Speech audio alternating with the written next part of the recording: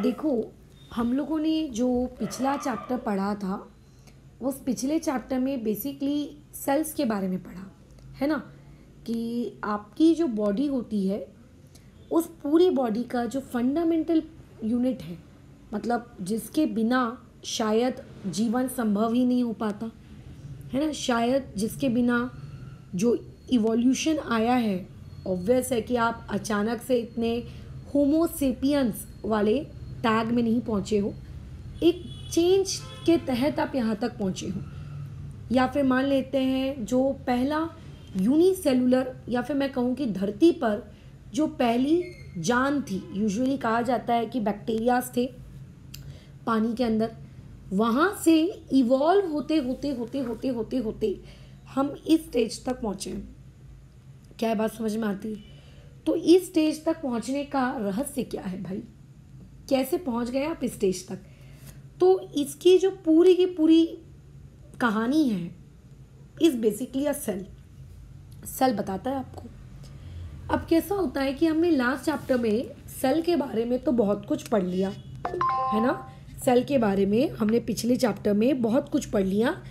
आज हम लोग नया चैप्टर बायोलॉजी का स्टार्ट करने वाले हैं, दैट इज आपका बोलो क्या, टिश्यूज। अच्छा खैर, मैंने ऊपर स्पेलिंग गलत लिख दी है, उसको करेक्ट कर लेना। हम लोग ये वाला चैप्टर पढ़ने वाले हैं, टिश्यूज। अब देखो, टिश्यूज जो होते हैं, इस वर्ड का आपको मीनिंग समझ में आना बहुत ज़रूरी है। जब आप टिश्यूज वर्ड का मीनिंग समझोगे तब आप इस चैप्टर को ज़्यादा अच्छे से समझ पाओगे। अदरवाइज कैसा लगेगा कि अरे यार, इस चैप्टर में तो कितनी कठिन कठिन बातें हैं, अरे यार ये तो समझ ही नहीं आ रहा है, लाइक दैट। अगर वैसा नहीं चाहिए तो फिर इस चैप्टर को डिटेल में समझने के लिए टिश्यूज वर्ड का मीनिंग समझ में आना एक्चुअली बहुत ज़रूरी होता है। आखिर हम किसी चीज़ को टिश्यू कब कहते हैं या टिश्यू होता कौन है? तो देखो, पहले तो एक पॉइंट है जिसको तुम्हें समझना होगा, जिसको हम बहुत ही सिंपल से एग्जाम्पल के वाया समझने की कोशिश करते हैं। जैसे कि आपके स्कूलों में टीचर्स होते हैं, डेफिनेटली हर सब्जेक्ट के लिए एक अलग टीचर असाइन किया जाता है। हिस्ट्री के लिए अलग, ज्योग्राफी के लिए अलग, साइंस के लिए अलग, मैथमेटिक्स के लिए अलग। जब आप और हायर क्लासेस में पढ़ने जाते हो, 11th 12th, तो क्या हो जाता है कि वहाँ पे साइंस कोई आपका एक टीचर नहीं पढ़ाता। साइंस के वहाँ आगे जाके डिविजन्स हो जाते हैं, फिजिक्स, केमिस्ट्री, बायोलॉजी। ठीक है, तो फिजिक्स का अलग टीचर होता है, केमिस्ट्री का अलग टीचर होता है, बायोलॉजी का अलग होता है।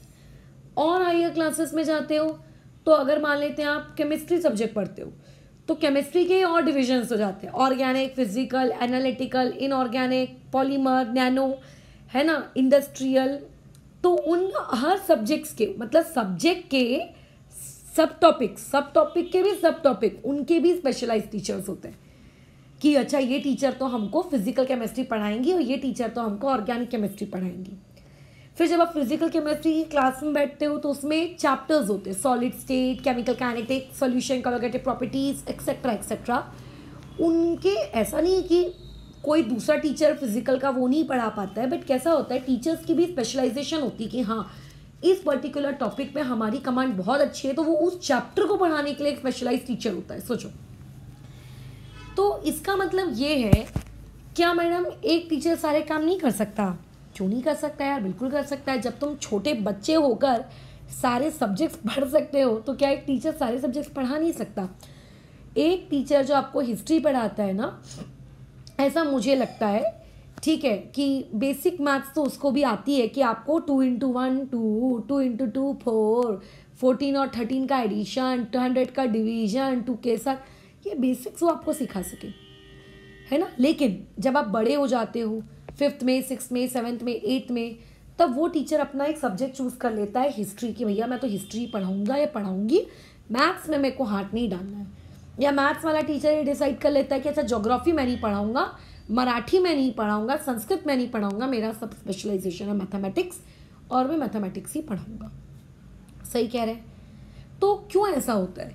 क्योंकि अगर आप किसी भी एक पर्सन पर सारी रिस्पॉन्सिबिलिटीज डाल दोगे तो वो पर्सन किसी भी काम को अच्छे से नहीं कर पाएगा।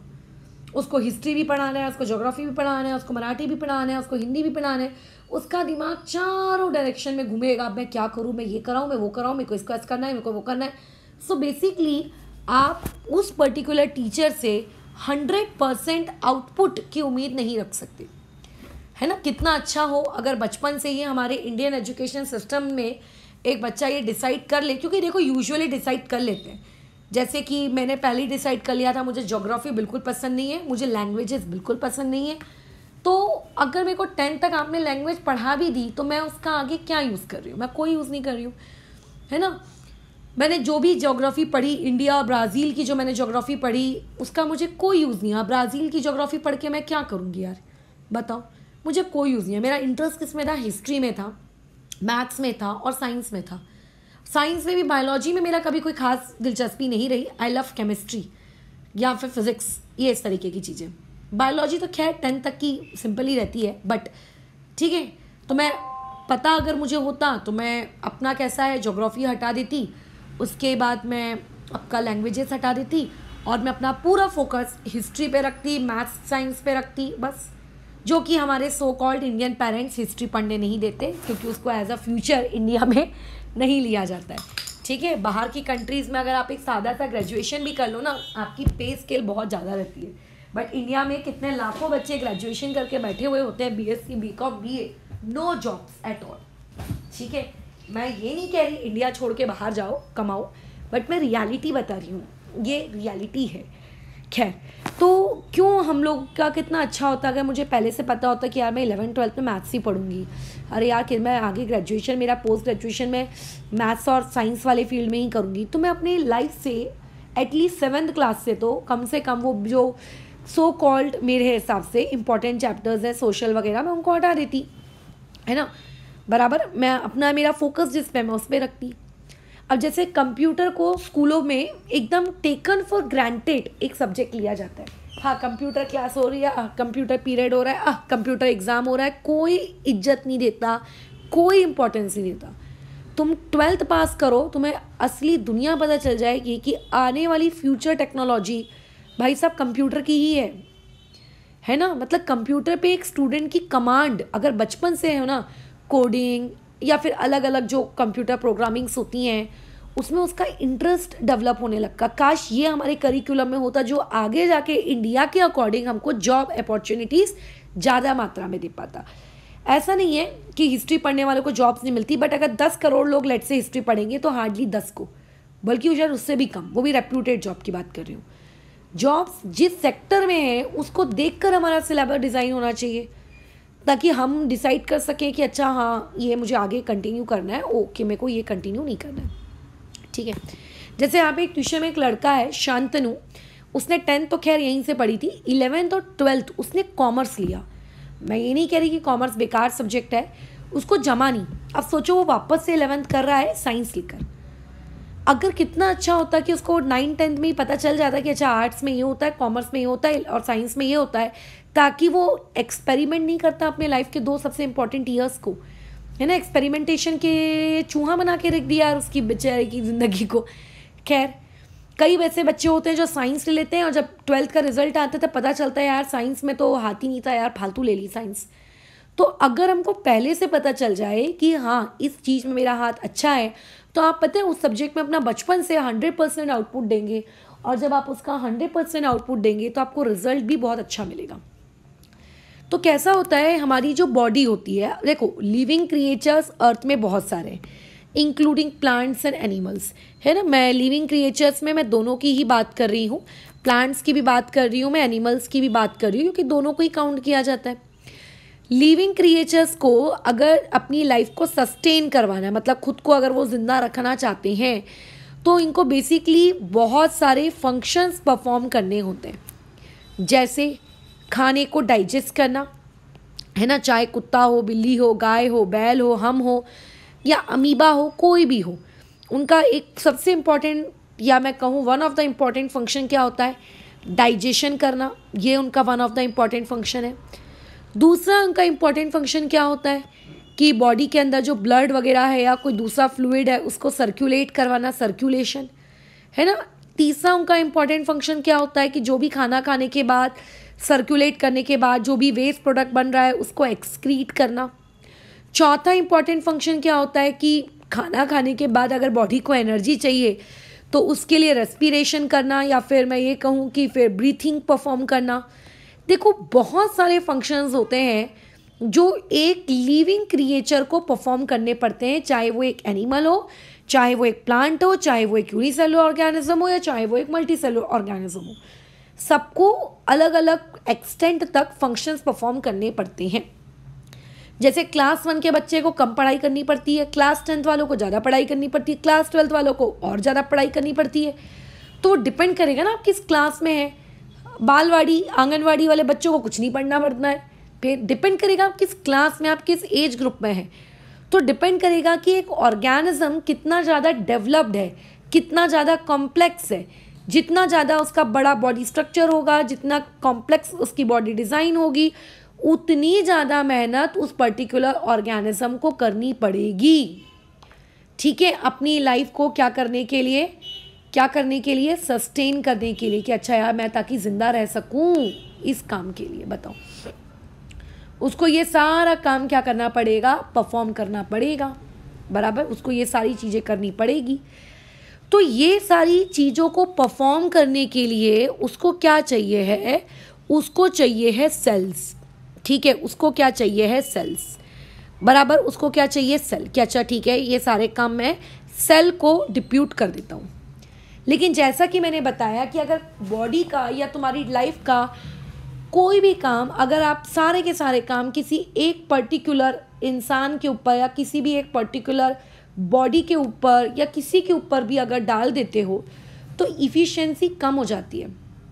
वो उतने अच्छे से काम नहीं कर पाता जितने अच्छे से वो काम कर सकता है, क्योंकि उसके दिमाग उसका 10 डायरेक्शन में दौड़ता है ना कि मुझे ये भी करना है, मुझे ये भी करना है, मुझे ये भी करना है, मुझे वो भी करना है। फिर बताओ, तो अगर मान लेते हैं किसी भी ऑर्गेनिज्म के अंदर कोई भी आप सेल उठा लो, अब किसी भी सेल को बोलोगे सेल तुझे आज एक्सक्रीशन करना है, अरे सेल तुम्हें आज डाइजेशन भी करना है, अरे सेल तुम्हें अभी रिप्रोडक्शन भी करना है। तो अगर आप सारे के सारे फंक्शन, ठीक है, अगर मान लेते हैं किसी भी एक सिंगल सेल से अगर आप ये उम्मीद करते हैं कि वो बेसिकली क्या करेगा, परफॉर्म कर लेगा, किस चीज़ को परफॉर्म कर लेगा, सारे के सारे फंक्शंस को परफॉर्म कर लेगा, तो ऐसा नहीं हो सकता। अगर वो सारे के सारे फंक्शंस को परफॉर्म कर भी लेता है ना, तो आउटपुट जो है वो 100% आउटपुट नहीं मिलेगा, नॉट अचीव्ड। अच्छा आउटपुट नहीं मिलने वाला है, ध्यान रखना। आपकी बॉडी की फंक्शनिंग क्या हो जाएगी, डिस्ट्रॉय हो जाएगी। आपकी बॉडी प्रॉपरली फंक्शन नहीं कर पाएगी, प्रॉपरली फंक्शनिंग उसकी स्टॉप हो जाएगी। तो इसके लिए बहुत ही ज़रूरी होता है, चाहे बॉडी हो या कोई ऑफिस हो या चाहे स्कूल हो या कोई भी कॉर्पोरेट बिजनेस हो, हर काम के लिए एक सर्टेन डिपार्टमेंट्स बनाए जाते हैं कि आप अकाउंट संभालेंगे, आप मार्केटिंग संभालेंगे, है ना, आप लेट्स से एचआर डिपार्टमेंट आपका होगा, है ना, लेट्स से क्लाइंट्स के साथ जो क्या कहते हैं जो भी उनका होता होगा या एक्सेट्रा एक्सेट्रा कॉर्पोरेट टर्म्स, ये सारे काम आप परफॉर्म करेंगे। ऐसा नहीं होगा कभी अकाउंट्स वाला बंदा तुम्हें कोडिंग करता हुआ दिख रहा है या कभी कोडिंग करने वाला बंदा एक्सेल की शीट बना रहा है, कोटेशन बना रहा है बैठकर, ये नहीं होगा कभी। क्यों? क्योंकि अगर आप सारी चीज़ों को सब कुछ करने को लगा दोगे तो आप किसी एक काम के प्रति जो आपका आउटपुट होना चाहिए, जो इफ़िशिएंसी होनी चाहिए, वो आपको अच्छी नहीं मिलेगी। तो यही सेम इसीलिए हमारी जो बॉडी होती है, हमारी बॉडी के अंदर सिंगल सेल वो भी स्पेशली मल्टी सेलुलर ऑर्गेनिजम्स के अंदर। अब मल्टी सेलुलर ऑर्गेनिजम्स में कुत्ता, बिल्ली, चूहा, कॉकरोच, इंसान, जानवर, पेड़ पौधा, फूल, पत्ती सब आ जाते हैं। तो जितने भी मल्टी सेलुलर ऑर्गेनिजम्स होते हैं, ये मल्टी सेलुलर ऑर्गेनिज्म एक ऑर्डर पास करते हैं कि ठीक है हम लोग भी ना पूरे डिपार्टमेंट्स बनाएंगे कि ये तेरा डिपार्टमेंट, तू ये वाला काम कर, मैं ये वाला काम करूँगा। ऐसे क्या बना लेते हैं, दे कैटेगराइज या फिर दे डिस्ट्रीब्यूट देयर वर्क। वो आपस में क्या कर लेते हैं, काम बांट लेते हैं कि तुम्हें ये काम करना है, तुम्हें ये काम करना है, तुम्हें वो काम करना है, तुम मेरे काम में टांग नहीं अड़ाओगे, मैं तुम्हारे काम में टांग नहीं अड़ाऊंगा। यानी कि कभी तुम ऐसा नहीं पाओगे कि किडनी डाइजेशन कर रही है, क्योंकि किडनी के बीच में, ठीक है, क्योंकि किडनी के बीच में और आपकी जो बॉडी के अंदर जो डाइजेस्टिव सिस्टम है, इन दोनों के बीच में एक क्या हो चुकी है, बोलो, एक साठ गांठ बैठ गई है। बोलो क्या साठ गांठ बैठ गई है कि भैया मैं तेरे काम में हाथ नहीं डालूंगा, तू मेरे काम में हाथ नहीं डालना, एकदम अच्छे से ध्यान रख, चाहे कुछ भी हो जाए, चाहे इंसान या जानवर की मरने की सिचुएशन ही क्यों ना आ जाए, किडनी का काम कभी हार्ट नहीं कर सकता, हार्ट का काम कभी किडनी नहीं कर सकती। ठीक है, ये वाली चीज़ उनकी पहले ही क्या हो जाती है, आपसी वो लोग इसका क्या कर लेते हैं, डिसीजन वो लोग ले लेते हैं। दे डिस्ट्रीब्यूट देयर वर्क। तो यानी कि सारे सेल्स, आपको ऐसा लगेगा, ठीक है, आपको ऐसा लगेगा कि सारे सेल सारा काम कर लेंगे, तो ऐसा नहीं होगा भाई, सारे सेल सारा काम नहीं कर सकते। ठीक है, इसीलिए क्यों, क्योंकि 100% आउटपुट नहीं मिलेगा। दे डिस्ट्रीब्यूट देयर वर्क। और जब सेल आपस में अपने अपने काम इस तरीके से डिस्ट्रीब्यूट कर लेते हैं, तो इसी चीज को बेसिकली कहा जाता है सेल स्पेशलाइजेशन। इसे क्या कहा जाता है, इसे कहा जाता है सेल स्पेशलाइजेशन। मतलब ये वाला सेल इस काम के लिए, वो वाला सेल उस काम के लिए, ये वाले सेल का काम वो वाला सेल नहीं करेगा, वो वाले सेल का काम ये वाला सेल नहीं करेगा। ठीक है, ऐसा कैसा होता है जब आप ग्रेजुएशन करते हो, ग्रेजुएशन के बाद आप पोस्ट ग्रेजुएशन करते हो। जैसे कि मैं केमिस्ट्री का बताती हूँ, तो केमिस्ट्री में सेकेंड ईयर में आपको स्पेशलाइजेशन चूज करनी होती है कि आप किस में कहलाना चाहोगे कि आपने एमएससी की है। So you have options, analytical chemistry, inorganic chemistry, physical chemistry, organic chemistry. तो आपको डिसाइड करना पड़ता है कि आपने कौन सी केमिस्ट्री की ब्रांच आप चूज करेंगे अपनी डिटेल पढ़ाई के लिए। ठीक है, जैसे मैंने चूज़ किया फिजिकल, मुझे क्योंकि मैथ्स बहुत अच्छा लगता था, है ना, तो मैंने फिजिकल चूज़ किया। कुछ लोग ऐसे होते हैं जिनको मैथ्स अच्छा नहीं लगता है, वो लोग ऑर्गेनिक चूज़ कर लेते हैं या इनऑर्गेनिक चूज़ कर लेते हैं। कई लोगों को आगे इंडस्ट्रियल फील्ड में जाना रहता है, कंपनीज वगैरह में, तो ऑर्गेनिक चूज़ कर लेते हैं, इनऑर्गेनिक या फिर एनालिटिकल चूज़ कर लेते हैं। तो डिपेंड रहता है कि आप किस में स्पेशलाइजेशन आपकी है। जैसे अभी अगर कोई मुझसे ये भी पूछेगा कि मैम आपका पोस्ट ग्रेजुएशन किस में हुआ है, आई विल से कि मेरा पोस्ट ग्रेजुएशन फिजिकल केमिस्ट्री में हुआ है, मैं उसमें स्पेशलाइज्ड हूँ। आप मेरे को फिजिकल केमिस्ट्री की चीज़ें पूछिए, मैं उसमें स्पेशलाइज्ड हूँ। अगर कोई ऑर्गेनिक केमिस्ट्री वाला बंदा रहेगा तो वो बोलेगा मैं ऑर्गेनिक केमिस्ट्री में स्पेशलाइज्ड हूँ, मेरा ऑर्गेनिक केमिस्ट्री में स्पेशलाइजेशन हुआ है, राइट। तो कैसा होता है कि हम लोगों का जो सेल होता है, सेल भी इस तरीके से अपने काम के प्रति क्या हो जाता है, स्पेशलाइज्ड हो जाता है कि मैं ये काम करूँगा, मेरा यही काम है, मेरा काम है फिल्टर करना ब्लड को, मैं ब्लड को फिल्टर करूँगा, मेरा काम है ब्लड को सर्कुलेट करवाना, मैं ब्लड को सर्कुलेट करवाऊँगा, मेरा काम है डाइजेशन करना, मैं डाइजेशन करवाऊँगा। Therefore this term is known as cell specialisation. And क्यों हम इसको सेल स्पेशलाइजेशन कहते हैं, क्योंकि अगर आप किसी भी चीज़ के ऊपर एक भार सौंप देंगे कि आपको ये काम करना है, तो वो काम पे वो आउटपुट उतना अच्छे से नहीं दे पाएगा, उतना अच्छा रिजल्ट आपको नहीं मिल पाएगा। ठीक है, इसीलिए क्लियर है वाली चीज़। ठीक है, तो हमारी बॉडी में क्या हो गया है, बहुत सारे लाइक माइंडेड सेल्स ने ग्रुप बना लिया। हमारी बॉडी के अंदर क्या हुआ, जो लाइक माइंडेड सेल्स थे, उन लाइक माइंडेड सेल्स ने ग्रुप बना लिया। Like minded cells form group, उन्होंने क्या कर लिया, ग्रुप बना लिया कि चलो चलो तेरे को भी यही काम करना है, तुझको भी यही काम करना है, चलो तुम मेरे ग्रुप में। जैसे अपन होता है ना, कॉलेजेस में आप जाते हैं, 5-6 लोगों का फ्रेंड सर्कल बन जाता है। यूजुअली 5-6 लोग जो फर्स्ट फ्रेंड सर्कल में होते हैं वो सब मतलब लाइक माइंडेड होते हैं। मतलब जैसे कि किसी को गाना बजाना बहुत पसंद है, मतलब एक जैसे। कई बार कैसा होता है स्कूल में, कॉलेजेस में, हम लोगों को बोलते हैं मेरे को ना वो लड़का बिल्कुल पसंद नहीं, अरे मेरे को ना वो लड़की ना बिल्कुल अच्छी नहीं लगती। क्योंकि मतलब वो ऐसा नहीं है कि वो अच्छा नहीं है यार, वो अच्छी नहीं है, क्योंकि वो हमारे जैसा नहीं है, हमारी सोच उसकी सोच के साथ मिलती नहीं है, इसीलिए हम लोग ऐसा कहते हैं, है ना। बराबर कह रही हूँ मैं, बिल्कुल। तो ऐसे केस में हमारी बॉडी के अंदर भी लाइक माइंडेड सेल्स क्या करते हैं, ग्रुप बना लेते हैं। क्यों बनाते हैं ग्रुप, बताओ जरा मैडम। बॉडी के अंदर आप लोग क्यों ग्रुप बनाते हो स्कूल में, कॉलेजेस में? टू हैंग आउट, क्या ना, ताकि आप मजाक कर सको, मस्ती कर सको, है ना, इसीलिए आप बनाते हो ना ग्रुप। और किस लिए बनाओगे यार। तो देयरफॉर आपकी बॉडी के अंदर भी जो लाइक माइंडेड सेल्स है वो ग्रुप बना लेते हैं टू परफॉर्म फंक्शंस, ताकि ये क्या कर सके, फंक्शंस परफॉर्म कर सके अपने अपने। ठीक है, अपने अपने।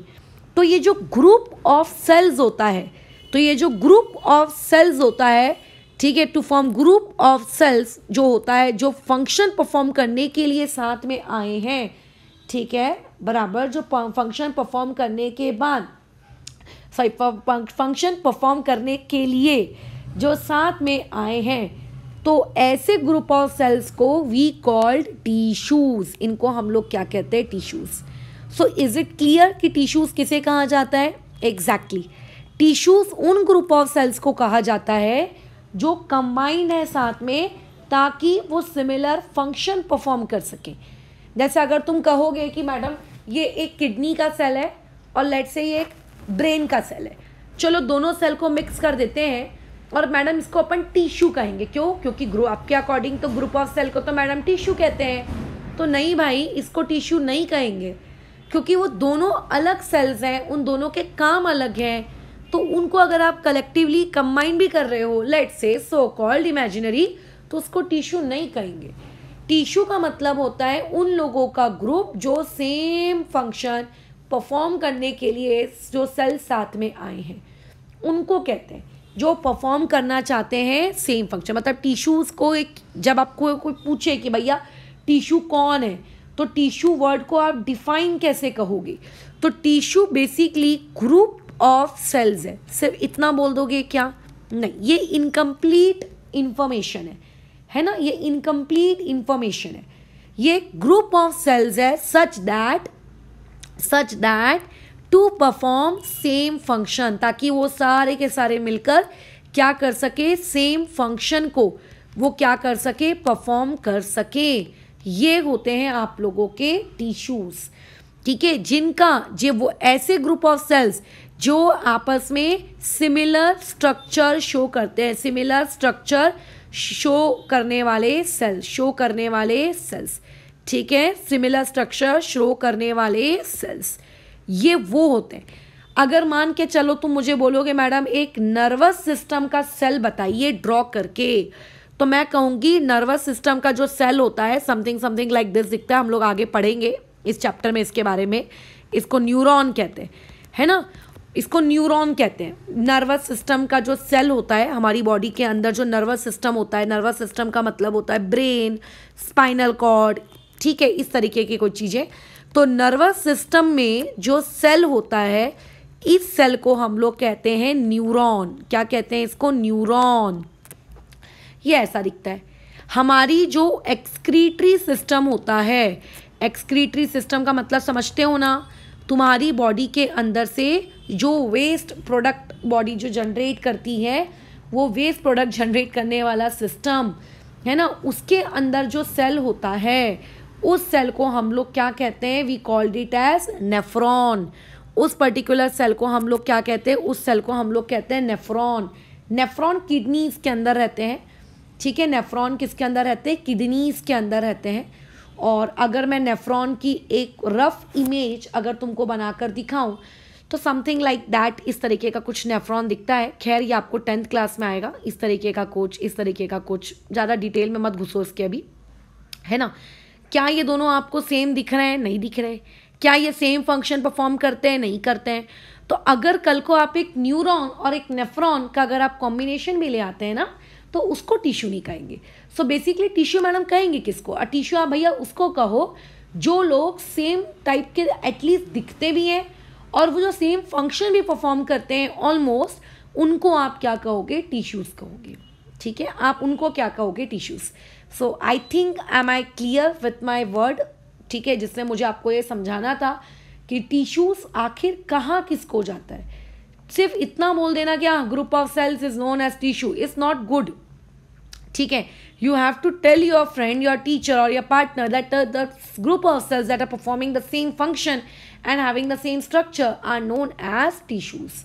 इस एंटायर चैप्टर में आपको यही करना है, आपको टिश्यू के बारे में पढ़ना है कि अगर हमारे पास एक एनिमल बॉडी है तो उस एनिमल बॉडी के अंदर कितने प्रकार के टिश्यूज पाए जाते हैं, कौन से ऑर्गन में कौन सा टिश्यू होता है, बालों में कौन सा टिश्यू होता है, नाखूनों में कौन सा टिश्यू होता है, ब्लड में कौन सा टिश्यू होता है, हमारी मुंडी में कौन सा टिश्यू होता है, मेरी किडनी में कौन सा टिश्यू होता है। यही हमको इस एंटायर चैप्टर में पढ़ना है।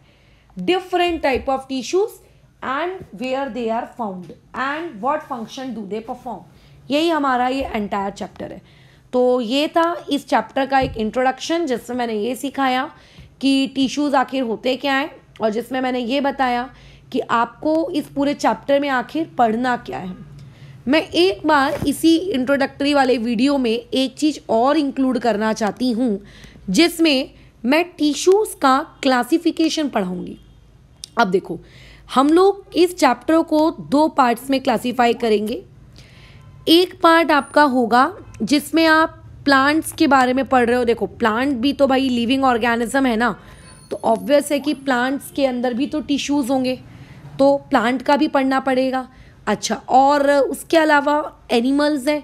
अब एनिमल में कुत्ता, बिल्ली, गाय, भैंस, चूहा, कॉकरोच सब आते हैं, तो हम हर एनिमल का नहीं पढ़ने वाले, हम इन जनरल एनिमल वर्ड से पढ़ेंगे। उसमें हम भी आते हैं, डॉग भी आता है, कैट भी आता है, काऊ भी आती है, कॉकरोच भी आती है, एंट भी आती है, सब एनिमल्स आते हैं। बट मैडम, प्लांट और एनिमल के टिश्यू को आप अलग अलग क्यों पढ़ रहे हो? एक ही साथ क्यों नहीं पढ़ लेते हो?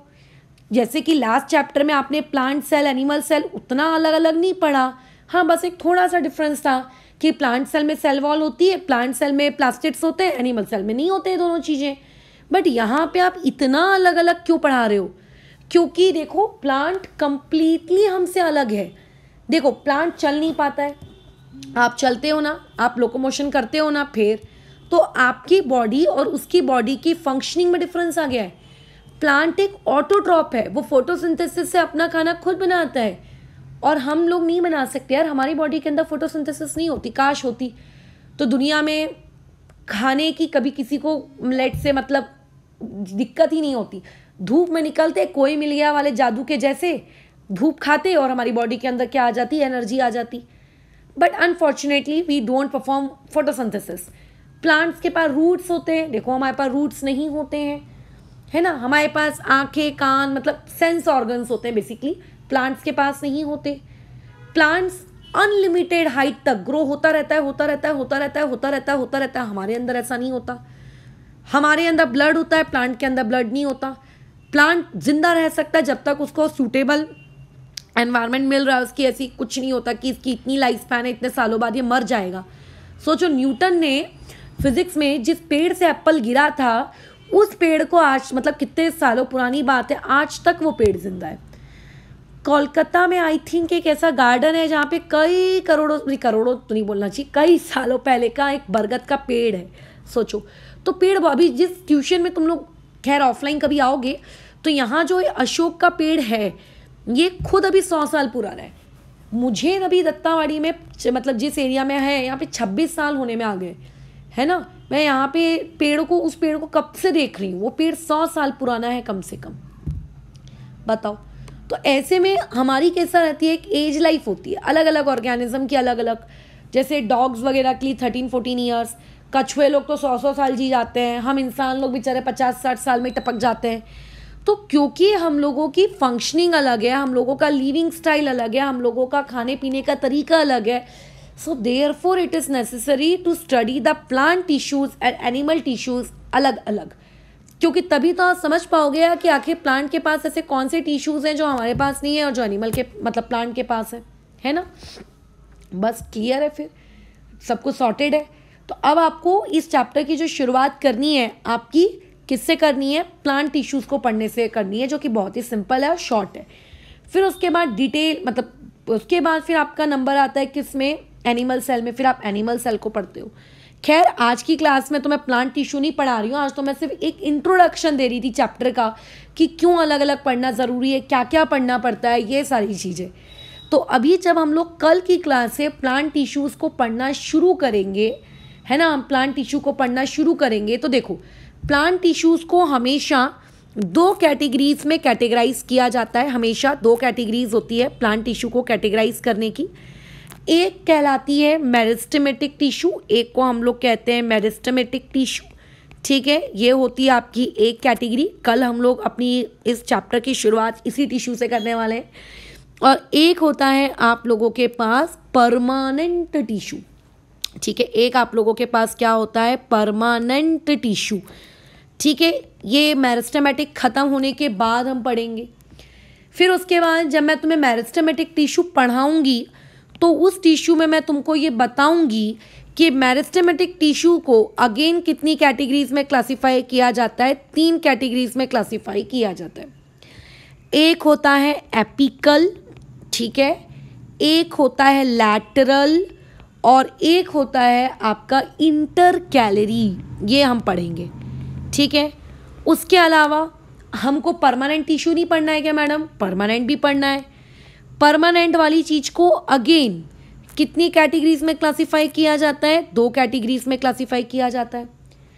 एक को हम लोग कहते हैं सिंपल टिश्यू, सिंपल सी है बेचारी हमारी टिश्यू, और एक को हम लोग कहते हैं कॉम्प्लेक्स टिश्यू। कॉम्प्लेक्स टिश्यू की तो भैया बहुत अच्छी डिटेल पढ़नी है हमको इस बार, ताकि 10th में पढ़ने की नीड ना पड़े। कॉम्प्लेक्स टिश्यू को अगेन 2 कैटेगरीज में डिवाइड किया जाता है। एक को हम लोग कहते हैं जाइलम और एक को हम लोग कहते हैं फ्लोयम। जाइलम क्या होता है, फ्लोयम क्या होता है, we will study, but complex को अगेन इस तरीके से 2 कैटेगरीज में कैटेगराइज किया जाता है। अच्छा मैडम, सिंपल की कोई कैटेगरी नहीं है क्या? नहीं भैया, सिंपल की तो सबसे ज़्यादा कैटेगरी है, ठीक है। सिंपल की तो बहुत ज़्यादा कैटेगरीज है। सिंपल वाली टिश्यूज़ को टोटल 4 पार्ट्स में डिवाइड किया जाता है। टोटल कितने पार्ट्स में डिवाइड होती है सिंपल टिश्यूज़ प्लांट की? 4 पार्ट्स में। ओ माय गॉड, क्या हमें ये चारों पढ़ना है? एग्जैक्टली, आपको ये चारों के चारों पढ़ने हैं, ठीक है। आपको ये सिंपल टिश्यू जो है प्लांट सेल्स में, आपको ये चारों की चारों पढ़नी है, एक एक करके। एक दिन में नहीं पढ़ेंगे सारे के सारे, धीरे धीरे पढ़ेंगे। पहले मेरिस्टेमेटिक क्या होता है, परमानेंट क्या होता है, इसके बीच का डिस्टिंग्विश पढ़ेंगे। फिर नेक्स्ट दिन मेरिस्टेमेटिक को डिटेल में पढ़ेंगे, एपिकल, लैटरल, इंटरकैलरी। फिर परमानेंट में सिंपल क्या होता है, कॉम्प्लेक्स क्या होता है, इसके बारे में पढ़ेंगे। फिर सिंपल में मैं पढ़ाऊंगी। तो सिंपल के नाम सुन लो कौन कौन से होते हैं। पहला नाम होता है पैरेन्काइमा, ठीक है। दूसरा नाम होता है कॉलेनकाइमा। तीसरा नाम होता है स्क्लेरेनकाइमा, ठीक है। और जो चौथा नाम होता है वो प्यारा है, उसका नाम होता है प्रोटेक्टिव टिश्यूज। उसका नाम क्या होता है? प्रोटेक्टिव टिश्यूज, ये होता है उसका नाम। खैर, प्रोटेक्टिव टिश्यूज को अगेन 2 पार्ट में क्लासिफाई किया जाता है। लो बताओ, अगेन इसके फिर से 2 पार्ट। कौन से? पहला part is known as epidermis और दूसरा part is known as cork, ठीक है। तो इस तरीके की बातचीत रहेगी। आपको कुछ इस तरीके से ये टिश्यूज वाला एंटायर चैप्टर प्लांट में इस तरीके से पढ़ना है। तो पहले दिन हम क्या पढ़ेंगे कि what is the difference between meristematic and permanent, कि आखिर मेरिस्टेमेटिक क्यों कहते हैं और आखिर क्यों उसको परमानेंट कहते हैं, डिस्टिंग्विश क्या है। फिर परमानेंट के भी 2 टाइप्स हैं, सिंपल और कॉम्प्लेक्स, तो उसको तो बाद में पढ़ेंगे। बट फिर मेरिस्टेमेटिक की डिटेल में आएंगे कि मेरिस्टेमेटिक में एपिकल क्या है, इंटरकैलरी क्या है और लैटरल क्या है। फिर परमानेंट का डिस्टिंग्विश पढ़ेंगे कि परमानेंट में आखिर कुछ लोगों को सिंपल क्यों कहा गया है, कुछ लोगों को कॉम्प्लेक्स क्यों कहा गया है। फिर सिंपल की डिटेल पढ़ेंगे। तो सिंपल में जो ये 3 डिटेल है ना, पैरेन्काइमा, कॉलेनकाइमा, स्क्लेरेनकाइमा, ये तो एक ही दिन में हो जाता है क्योंकि आपस में इंटर रिलेटेड है। बट प्रोटेक्टिव टिश्यूज को अलग से डिटेल में पढ़ेंगे क्योंकि उसके अलग अगेन उसके 2 क्लासिफिकेशन, एक एपिडर्मिस और एक कॉर्क। उसके बाद फिर हम लोगों को कॉम्प्लेक्स टिश्यूज में आना है। एक दिन कॉम्प्लेक्स टिश्यूज में जाइलम को पढ़ने को लगेगा और एक दिन फ्लोएम को पढ़ने को लगेगा।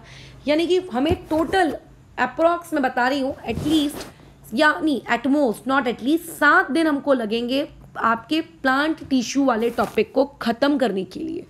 छोटा छोटा पार्ट पढ़ाती हूँ यार मैं, एक एक दिन में। एनसीईआरटी में हो सकता है मात्र 2 पढ़ने का हो, बट मैं छोटा छोटा पढ़ाती हूँ। अभी सोचो इंट्रोडक्शन पे ही मैं पिछले 40 मिनट से बोल रही हूँ। फिर उसके बाद हम लोग मूव करेंगे एनिमल टिश्यूज़ की तरफ।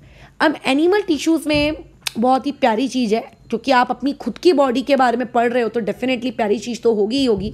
आपको पता होना चाहिए कि आपके बॉडी के कौन से ऑर्गन में कौन से प्रकार की टिश्यू पाई जा रही है ना, आपको पता होना चाहिए। तो अगर अपन इस हिसाब से चलें, ठीक है, इस हिसाब से अगर अपन बातचीत करें तो एनिमल टिश्यू जो होती है, एनिमल टिश्यू को अगेन क्लासीफाई किया जाता है। अरे बाप रे मैडम, अब आप एनिमल टिश्यू को कैसे क्लासीफाई करेंगी? क्या उसके लिए भी कुछ इस तरीके से 4, 5, 6 आपके कुछ ट्री डायग्राम्स बनेंगे क्या? यस, एनिमल टिश्यू के भी आपके बनेंगे, ये ट्री डायग्राम्स आपको एनिमल टिश्यू का भी वो याद होना चाहिए।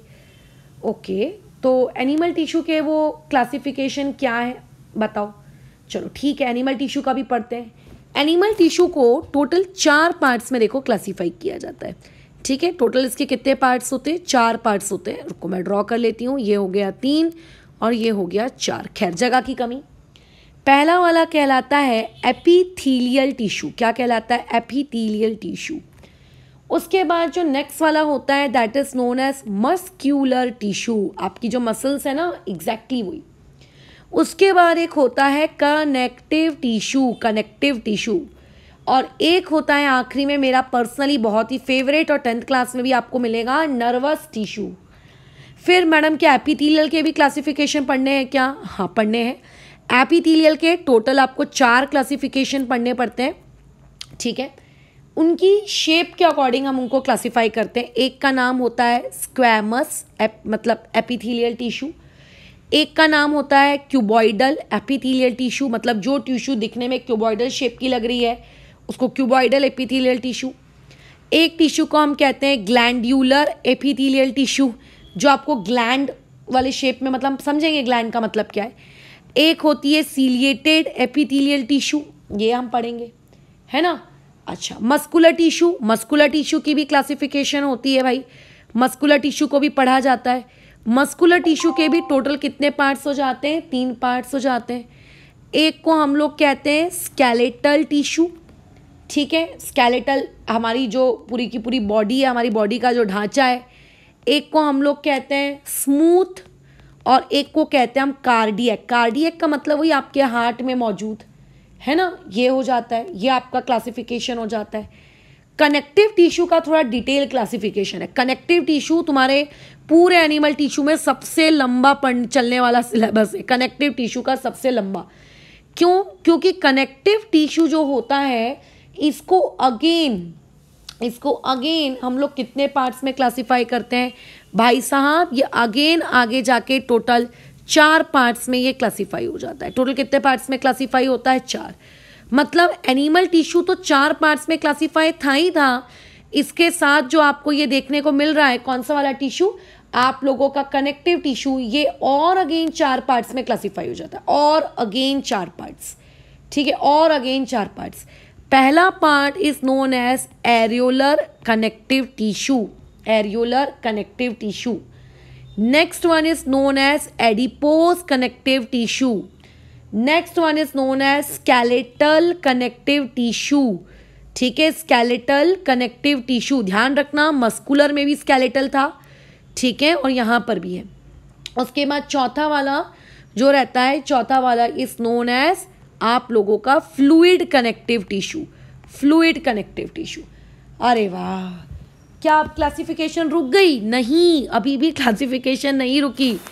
ये जो एरियोलर कनेक्टिव टिश्यू होता है ये अगेन 2 पार्ट्स में क्लासिफाई हो जाता है। एक को हम लोग कहते हैं लूज एरियोलर कनेक्टिव टिश्यू और एक को हम लोग कहते हैं डेंस कनेक्टिव टिश्यू। अब तुम्हें लगेगा मैडम अब तो खत्म हो गया, नहीं, अभी भी खत्म नहीं हुआ। ये जो डेंस वाला होता है अगेन फिर से 2 पार्ट्स में क्लासिफाई होता है। एक को हम लोग कहते हैं टेंडन्स और एक को हम लोग कहते हैं लिगामेंट्स। ठीक है, अब जाके आपका एरियोलर खत्म हुआ। अब ये जो एडिपोज कनेक्टिव टिश्यू है ये होता है और भी पार्ट्स में क्लासिफाई, बट हमको नहीं पढ़ना है, हमारे सिलेबस में एडिपोज को फर्दर क्लासिफाई नहीं किया गया है तो हम लोग नहीं जाएंगे। जो स्केलेटल कनेक्टिव टिश्यू होता है, स्केलेटल हम लोग कौन सा पढ़ रहे हैं? कनेक्टिव पढ़ रहे हैं। कनेक्टिव में भी हमने कौन सी क्लासिफिकेशन में घुसे हैं? स्केलेटल में घुसे हैं। तो स्केलेटल में आप लोगों के पास 2 क्लासिफिकेशन होते हैं। एक को कहते हैं कार्टिलेज, ठीक है, और दूसरे को हम लोग क्या कहते हैं आप लोगों का बोन। आपने सुना होगा ये वर्ड बोन, हड्डियां, है ना। ये किस कैटेगरी में आता है? स्केलेटल कनेक्टिव टिश्यू में। फ्लूइड्स जो होते हैं, फ्लूइड्स को अगेन हम लोग कितने पार्ट्स में क्लासिफाई करते हैं? ये लोग भी टोटल 2 पार्ट्स में क्लासिफाई हो जाते हैं। एक को हम लोग कहते हैं ब्लड और दूसरे को हम लोग कहते हैं लिम्फ। एक को हम लोग कहते हैं ब्लड और एक को हम लोग कहते हैं लिम्फ। खैर लिम्फ क्या होता है आप 10th क्लास में डिटेल में पढ़ेंगे, ब्लड आप अभी यहाँ पे 9th में थोड़ा बहुत पढ़ लेंगे। फिर ब्लड के भी आगे क्लासिफिकेशन होते हैं कि ब्लड के अंदर WBC है, RBC है, ये है, वो है, फलाना है, ढमकाना है, बट खैर उतना नहीं पढ़ना है। So this is your entire classification. इसको एक कॉपी में इसी तरीके से प्रॉपरली ड्रॉ कर कर एक अपने जहाँ पढ़ाई करते हो ना उस टेबल के ऊपर चिपका के रखो। रोज इसको एक बार रीड करो कि टिश्यू के 2 पार्ट, प्लांट और एनिमल, प्लांट के 2 पार्ट, मेरिस्टेमेटिक, परमानेंट, मेरिस्टेमेटिक के 3 पार्ट, परमानेंट के 2 पार्ट, सिंपल के 3 पार्ट, कॉम्प्लेक्स के 2 पार्ट। ऐसा रिवाइज करो रोज। ऑटोमेटिकली चैप्टर के एंड होते होते तक, क्योंकि इस चैप्टर को तुम देख लो ना, इतनी सारी चीज़ें पढ़नी है तो इतनी सारी चीज़ें पढ़ने में वक्त तो लगेगा। जैसे जैसे तुम्हारा चैप्टर खत्म होगा ना, देखो झट से तुम्हारा ये चार्ट याद हो जाएगा। और अगर तुम्हें ये चार्ट याद हो गया, कल को कोई MCQ आ गया कि बताइए स्क्वैमस टिश्यू किस कैटेगरी की टिश्यू है, तो आप जवाब दे सकते हो कि एपिथेलियल की है। अगर आपको ये चार्ट ही याद नहीं होगा, सोचोगे कि मैं बड़े बड़े आंसर्स रट्टा मारूंगा तो मैं याद कर लूंगा या कर लूंगी, तो नहीं होने वाला। ये इसी तरीके से टेबुलर फॉर्म में ही इन चीज़ों को याद किया जाएगा। ठीक है, तो फिलहाल अभी हम इस चीज़ को यहाँ रोकते हैं। कल की क्लास में हम इसके आगे कंटिन्यू करेंगे टिश्यूज़ में प्लांट वाले पार्ट से। फिलहाल के लिए इस चीज़ को यहाँ आज ओवर करते हैं।